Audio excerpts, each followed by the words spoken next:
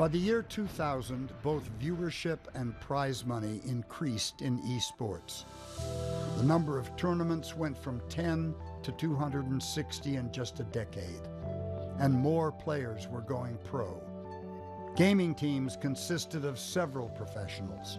They have sponsorships, jerseys, and train together like an NBA or NFL team. Here we go, Rattlesnake from the corner takes out War Machines. Paradox will sneak through there after taking out Rattlesnake. Marcus Graham grew up in Omaha, Nebraska. He was just 4 years old when he got hooked playing a game on his Atari 2600. Being as young as I was, I knew how to write my name, and that was about it.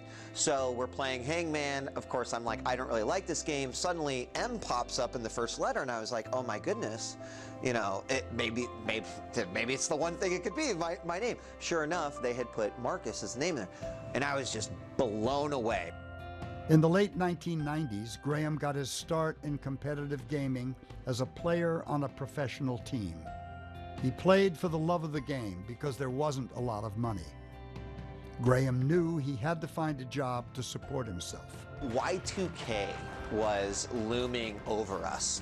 And at this particular time, there were companies that were offering incredible jobs to anyone that knew how to even turn a computer on. A full-time job meant he couldn't play, but he could coach. He came up with a new and effective way to critique players. It was impossible to get everyone together outside of playing. My solution to that was to record myself watching their games and then have them watch it back. Nemesis isn't that good at Redeemer runs? Booyah! Eventually, one of my guys came to me and said, have you ever considered doing this live? And I was like, no, why would I want to do that? He's like, because when I listen to this, it's almost like a sports broadcast. At the note, it looks like we got said, you know, that sounds like a great idea. Let's start researching technology and find out, you know, how we would do this. That led to then ultimately starting a Shoutcast server, becoming a Shoutcaster or an online radio DJ, and kind of becoming a voice of esports very early. Good afternoon, ladies and gentlemen. This is DJ Wheat, the voice of Quake 3 Arena. Graham, also known as DJ Wheat, became one of the first video game shoutcasters. Able to do a little bit of damage, but unkind, walking away unscathed. In 2002, he did play-by-play at the World Cyber Games in South Korea.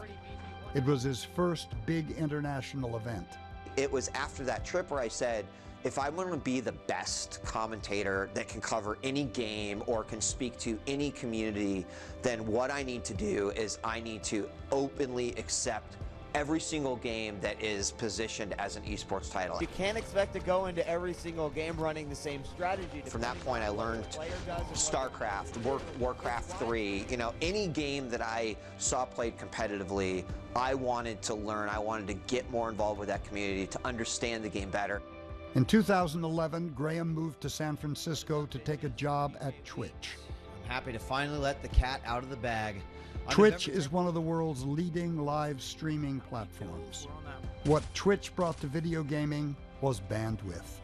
Now gamers can stream for hours, and tens of thousands of fans can watch and even interact with competitors. My passion was esports. It was the first time that I think someone had offered me a job where I said, oh my gosh, like I'm actually perfect for this job. Like this job was made for me. Certainly putting quite the beating here on the blue team. This is a competition for $18 million, but at the end of the day, the reason people started playing this game is because they just loved it. They were having fun, maybe with friends, maybe as an individual.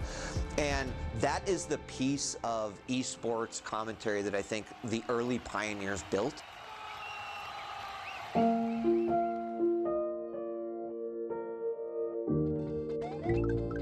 Video games were always something that I liked because it connected me to another person.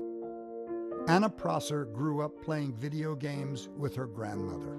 She had this old Intellivision console that she would keep up in the closet, and it would be this special thing where she was like, she called it the Atari.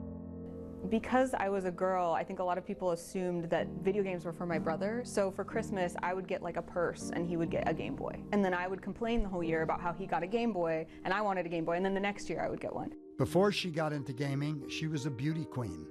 In 2008, she won the Miss Portland pageant. 3 years later, she was crowned Miss Oregon, USA. It started as a joke. I was so bored that I was like, oh, this will be a hilarious story. I'll go do a beauty pageant and I will make a fool of myself and all my friends can come laugh and I'll have all these stories about these, vacant women that I'm going to meet. And then it turned out that they were incredible, driven, community-oriented women that taught me a ton. And I kind of accidentally won that first pageant. After graduating from Oregon State University, Prosser left the pageant scene to build a career in video gaming. I didn't have the chops or the patience to become a pro gamer, but I was so enamored with this community that I really wanted to be a part of it. Hi there, this is Uncontrollable Anna Prosser here with Jake, LZ Gamer. The few players that were playing at a high level in North America, I started trying to do interviews with them and make, montage videos of their team and how they traveled to these events and how well they did and things. And that kind of started me along this path that ultimately ended with me working with Evil Geniuses. Evil Geniuses is a professional gaming team. The team trained and lived together in a home in Phoenix. Prosser arranged their schedules, traveled to competitions, and managed creative content. We had this big house in pretty suburban feeling neighborhood in Phoenix where we had all of the windows blocked out with blackout curtains so it would stay cool because we had 15 or so PCs in what would have been kind of the dining room and entry was this giant front room, and that was all just desks with computers in it.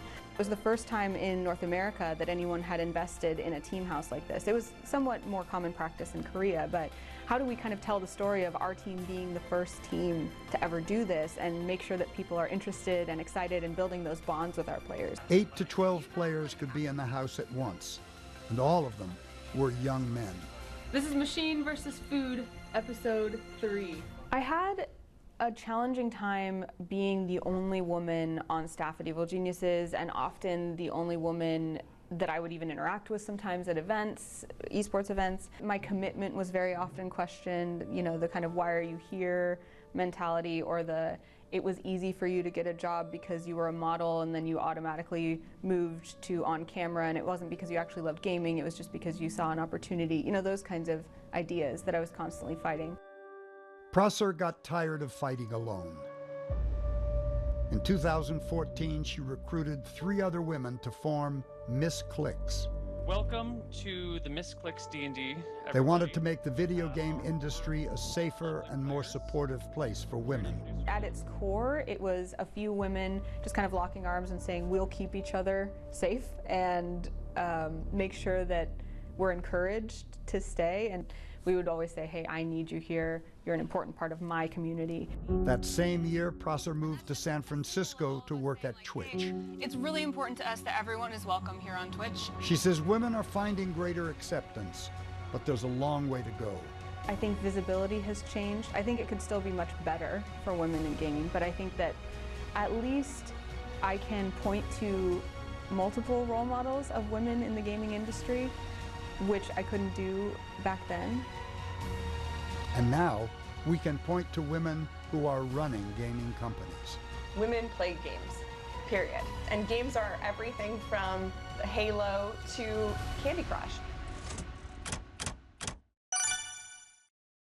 Take a tour inside Twitch's San Francisco headquarters on NBCBayArea.com/revelations.